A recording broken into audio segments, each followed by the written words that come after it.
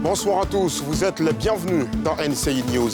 Dans l'actualité ce lundi, cette séance de travail de la direction du contrôle financier, la structure sous tutelle du ministère des Finances et du Budget a fait le bilan des interactions avec les structures contrôlées et projeté les modalités pour une gestion fluide et performante en 2025. Très bientôt, une centrale photovoltaïque verra le jour à Ferkessé-Dougou, dans la région du Tchologo. Le ministre des Mines, du Pétrole et de l'Énergie, Mamadou Sangafoua Coulibaly, a procédé hier dimanche à la pose de la première pierre de l'infrastructure. Loin, très loin d'ici, le président congolais Félix Tshisekedi et rwandais Paul Kagame doivent participer samedi prochain en Tanzanie à un sommet régional extraordinaire sur la guerre dans l'est de la RDC. L'objectif est de trouver des solutions au retour de la paix dans le Nord Kivu. Commençons ce journal à la direction du contrôle financier où s'est tenue aujourd'hui même une séance de travail. La structure sous tutelle du ministère des Finances et du Budget a dressé le bilan des interactions avec les structures contrôlées.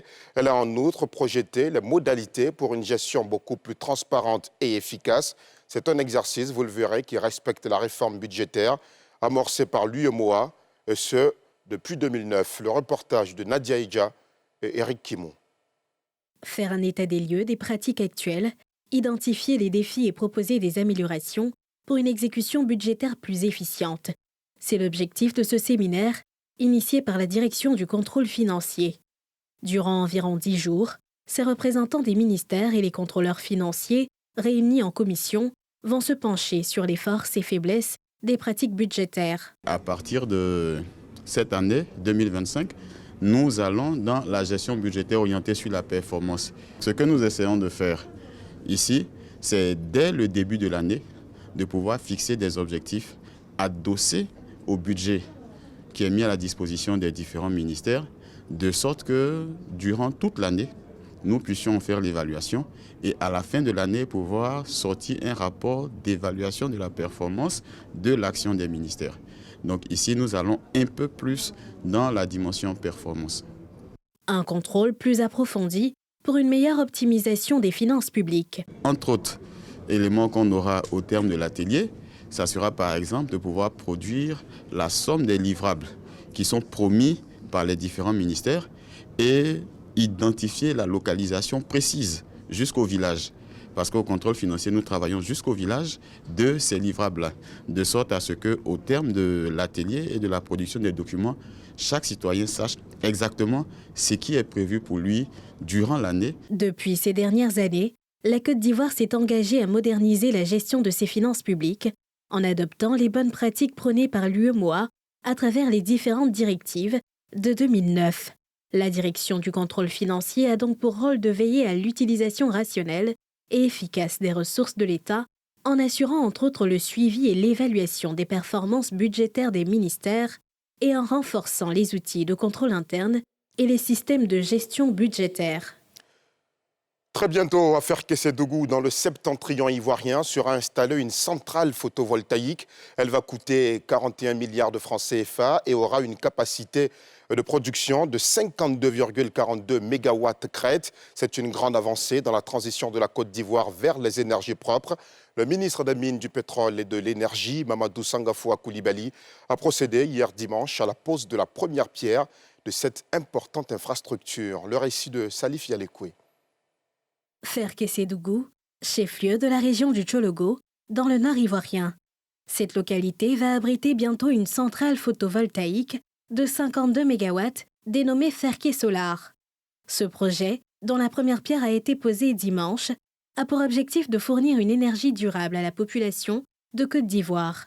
Le pays a fixé l'objectif d'électrifier 100% des localités d'ici 2030 et la centrale de Ferké est un élément clé de cette ambition. D'ici 2030, dans le pipe, nous avons pour près de plus de 600 MW d'énergie solaire. Rien que l'énergie solaire, ça se va compter à peu près pour 9% de notre production d'énergie renouvelable, ce qui nous permettra d'atteindre les 45%.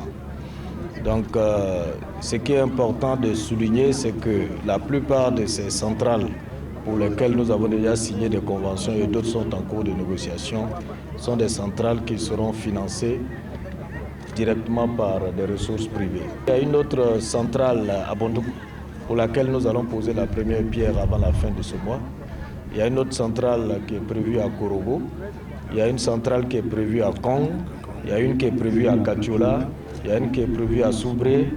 Enfin, nous avons vraiment suivi quasiment l'ensemble du territoire, notamment la localité où nous avons un ensoleillement qui permet d'avoir un rendement intéressant en ce qui concerne le soleil. Ce projet est porté par des entrepreneurs privés. Il prend en compte les impératifs, mais aussi les opportunités du développement durable. Ferke Solar est un projet particulièrement ambitieux, un projet qui incarne la vision du président de la République, son Excellence M. Alassane Ouattara, d'inscrire la Côte d'Ivoire sur le chemin d'une croissance dynamique en prenant en compte les impératifs, mais aussi les opportunités du développement durable. Dès la fin de l'année 2025, cette centrale photovoltaïque de dernière génération et d'une capacité de 50 MW crête produira chaque année près de 90 gigawattheures d'énergie propre, permettant ainsi d'alimenter plus de 370 000 foyers dans cette belle région du Tchologo. Les travaux de construction sont prévus pour une période de 12 mois, d'un coût total de 41 milliards de francs CFA. À Bouaké, dans le centre du pays, l'on devra reconstruire le marché Kennedy. Pourquoi, me direz-vous? Eh bien parce qu'hier nuit, un incendie a ravagé le marché et plongé les commerçants dans l'amertume et la désolation. De nombreux dégâts ont été enregistrés. Le triste constat de Salifi Alekoué. Le marché de Bouaké Kennedy, ravagé par un incendie, dans la nuit du dimanche 2 février 2025, laissant les commerçants dans une profonde détresse. Hier, on est arrivé aux environs de 16h, on a commencé à faire notre thé, on est allé en pause. Bon, pas 30 minutes, à 17h40, on voit le fumer sortir derrière là-bas. Bon, il y avait un jeune qui était là, il s'agit d'éteindre. Nous, avec mon petit soutien, avec 10 bidons d'eau à côté de moi ici. Est-ce que j'ai pu pour commencer à éteindre sa pipa? Il y a un ami sapeur-pompier, je l'ai appelé immédiatement, il me dit que non, il vient de descendre. C'est hier matin. Et donc il va appeler ses compagnies, vont venir m'aider. Bon, on a dit merci. Pas 5 minutes plus tard, ça peut qu'on peut arriver. Bon, ils ont pu nous aider. Et ça a été une chance pour nous tous. Selon des témoins présents sur les lieux, le sinistre aurait été causé par un jeune gérant de restaurant qui aurait mis le feu aux poubelles aux alentours de 17h. Les flammes se sont intensifiées, provoquant une panique générale. Les cris et l'agitation ont rapidement alerté les autorités. Les pompiers, accompagnés de la police nationale, sont intervenus avec diligence pour tenter de maîtriser le feu et protéger les autres étals. Dans l'actualité politique, la coordination régionale RHDP de Landenier-Djuablin a organisé ce week-end à Abengourou une grande rencontre pour la remobilisation des troupes. La mission assignée aux militants est simple, former un bloc autour de la candidature du président Alassane Ouattara à la présidentielle du 25 octobre. Le récit de Nadia Eja et Tanguy Conan. La place de la solidarité au quartier Château d'Abengourou a été le théâtre de l'acte 1 de la tournée de remobilisation des militants et des populations organisée par la coordination régionale du RHDP dans Landenier-Djuablin. Étaient présents sur les lieux les ministres Siandou Fofana, Léon Wadja Kakou-Adom et les cadres de la région, notamment le directeur général des marchés publics, Yul Sansan François. Tour à tour, les cadres du parti se sont succédés au pupitre pour réitérer leur soutien au président, Alassane Ouattara. Le choix d'Abengourou pour le lancement de cette tournée de remobilisation de la base militante du RHDP de notre région est pour nous une marque de considération et un grand honneur. Il nous permet de battre le rappel de nos élus, cadres, jeunes et femmes pour renforcer la marche dynamique de notre parti. Le parti n'est jamais arrêté, car les femmes, les jeunes et les enseignants qui composent les structures spécialisées sont demeurés à l'écoute des nouveaux défis. Unis autour de nos nouveaux responsables et prêts à porter haut le message de paix et de développement du RHDP dans l'exercice du pouvoir de l'État Notre parti est le symbole vivant de la reconnaissance de la place sociale de la femme. Pour le coordonnateur régional principal du parti au pouvoir, il s'agit de remobiliser les troupes afin d'assurer la victoire du RHDP lors de la présidentielle d'octobre prochain. Nous avons pris l'initiative de lancer un appel à l'endroit du président pour revendiquer sa candidature aux prochaines élections d'octobre 2025. Et ici, vous venez de constater vous-même, dans la liesse populaire et ici par un stand ovation, les populations revendiquent cette candidature et nous voulons nous l'approprier. Et à compter de ce jour, nous investissons le terrain dans les hameaux, villages et dans tous nos quartiers à l'effet de mobiliser toutes les populations pour que cette victoire soit belle et éclatante ici dans l'Indénié et dans toute la Côte d'Ivoire. Cette tournée, dont le top départ a été donné à Abangourou, capitale de la région de l'Indénié-Douablin, se poursuivra à Bétier le 8 février, avant de se terminer à Agny-Bilécro le 15 février.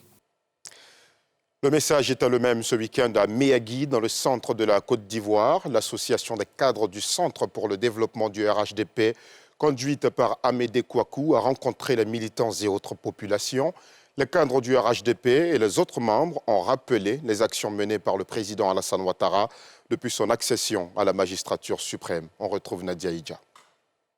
Grande mobilisation des populations de la région de la Nawa à l'occasion de la cérémonie d'hommage au chef de l'État. Une initiative de l'Association des cadres du Centre pour le développement, ACCD-RHDP, avec à sa tête le ministre de l'Équipement et de l'Entretien routier Amédée Kouakou. Face aux militants, il a présenté l'impact positif de la gouvernance du président Alassane Ouattara sur cette région du Sud-Ouest.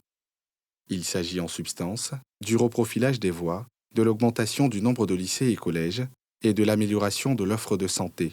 Le président Ouattara est venu pour le bien-être des populations. Et au quotidien, tous les actes qui sont posés concourent au bien-être de nos populations. Le développement n'est pas détruit. Les dirigeants comme celui qui est là, il dit pas non, alors nous n'est pas, ce sont des histoires. Nous savons très bien qu'il n'y a pas encore assez de routes dans la Nawa. Mais on ne s'inquiète pas. Parce qu'on a confiance au président Alassane Ouattara. On ne s'inquiète pas. Pour Amédée Kouakou, il faut poursuivre ce progrès en se mobilisant derrière le candidat du RHDP lors de l'élection présidentielle à venir. On ne change pas une équipe qui gagne. On ne change pas une équipe qui gagne. Je peux vous rassurer que le président Alassane Ouattara a des grands projets pour la Nawa. L'élection présidentielle est prévue le 25 octobre de cette année. À cet effet, les différents partis politiques multiplient les rencontres avec les militants. Cette grande rencontre a été émaillée par plusieurs interventions de cadres du parti au pouvoir, mais aussi par des prestations d'artistes. Après leur mouvement de grève lancé du 23 au 25 janvier dernier, les agents des collectivités territoriales étaient réunis ce lundi au foyer des jeunes de Marcory. La coalition des syndicats de cette corporation a fait le bilan de la grève et pris d'importantes autres décisions. Pour NCI, le reportage de Mardoché Kouassi et Joseph Zécré. Devant des centaines d'agents, venus des communes d'Abidjan et de l'intérieur du pays, ainsi que des conseils régionaux, le porte-parole de la coalition a fait le bilan des rencontres que les leaders de cette structure ont eues avec les autorités à divers niveaux. Des rencontres qui, selon ces leaders, n'ont eu aucun résultat concret par rapport à leurs différentes revendications, ayant conduit au lancement du mot d'ordre. Après des échanges parfois houleux, l'Assemblée générale a décidé de marquer une pause de 2 semaines pour donner une chance au dialogue. Au thème de cette Assemblée générale extraordinaire, le mot d'ordre est suspendu pour reprendre dans 2 semaines, les 19 jusqu'au 25. Paralysie totale dans les collectivités, sans possibilité de service minimum si rien n'est fait. La coalition, au nom de tous les pairs, reste ouverte au dialogue, reste ouverte à la discussion. 2 semaines qui vont également être consacrées à une tournée de mobilisation et de sensibilisation de la base dans plusieurs villes de l'intérieur du pays.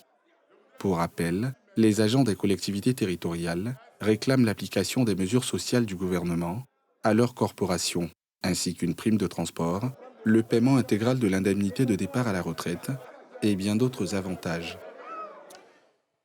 De la colère, passons au plaisir des yeux. Ce reportage qui devrait plaire aux amoureux de peinture. 50 œuvres de jeunes artistes sont exposées à Cocody depuis ce samedi.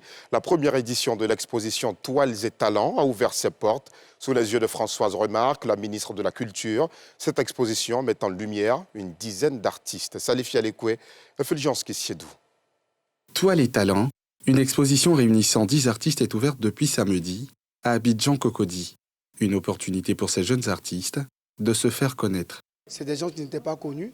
Aujourd'hui, grâce à notre plateforme, grâce à notre événement, ils seront connus. L'artiste ira avec son argent. Nous, on prendra juste une petite partie pour encourager d'autres artistes à acheter de la peinture, trouver des instruments pour peindre. Et c'est ça notre objectif. Et nous voulons aider vraiment à travers ces, comment on va dire, ces gains des ventes-là aider d'autres artistes. La ministre de la Culture et de la Francophonie, Françoise Remarque, a visité dimanche soir l'exposition afin de faire découvrir les œuvres et encourager également ces artistes. Elle repart satisfaite. Je voudrais saluer vraiment cette initiative Étoiles et Talents portée par de jeunes et brillants, on va dire entrepreneurs culturels qui s'intéressent à nos artistes et qui ont décidé de les exposer dans une approche d'ailleurs très innovante.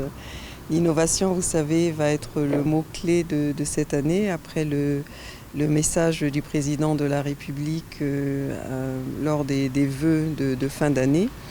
Le président de la République a annoncé la création d'un espace d'innovation autour des arts et de la culture. Et c'est parce qu'il voulait, conscient effectivement que notre jeunesse est extrêmement innovante et qu'elle doit aussi avoir cet espace, ce lieu dans lequel on va pouvoir trouver tout ce qu'elle fait de mieux. Toiles et Talents, qui propose 50 œuvres originales abordant différentes thématiques, telles que l'identité, l'histoire et les défis contemporains de l'Afrique, s'achève samedi prochain. Le président congolais Félix Tshisekedi et rwandais Paul Kagame doivent participer samedi prochain en Tanzanie à un sommet régional extraordinaire sur la guerre dans l'est de la RDC. Vous le savez, cette partie menacée par les avancées du groupe armé anti-gouvernemental M23, allié aux forces rwandaises. L'objectif de ce sommet extraordinaire est de trouver des solutions pour le retour de la paix, comme nous l'explique Pierre Dipomela. Sur fond de crainte d'un embrasement régional, les 16 pays membres de la SADC, l'Organisation régionale d'Afrique australe, avaient réclamé vendredi un sommet conjoint avec 8 pays de l'AEAC, communauté de l'Afrique de l'Est, dont le Rwanda est membre. Cette rencontre cruciale est fixée à samedi prochain. Étienne Tshisekedi et Paul Kagame y sont attendus.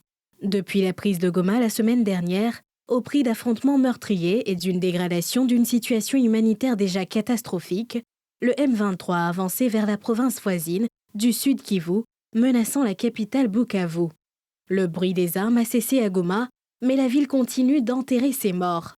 À Kinshasa, capitale de la République démocratique du Congo, dans le recueillement, des milliers de personnes prient pour la paix dans l'est du pays.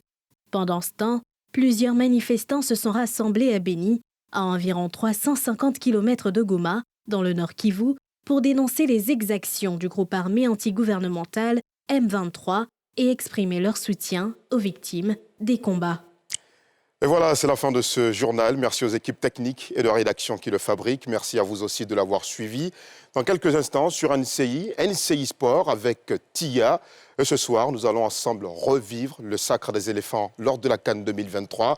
Et bien évidemment, un grand débat autour du groupe des éléphants pour la CAN 2025 au Maroc. Le groupe, bien évidemment, le groupe F. Merci de nous avoir suivis. Demain à 19h50, Mélina Makissi sera aux commandes de NCI News. Excellente soirée sur la nouvelle chaîne ivoirienne.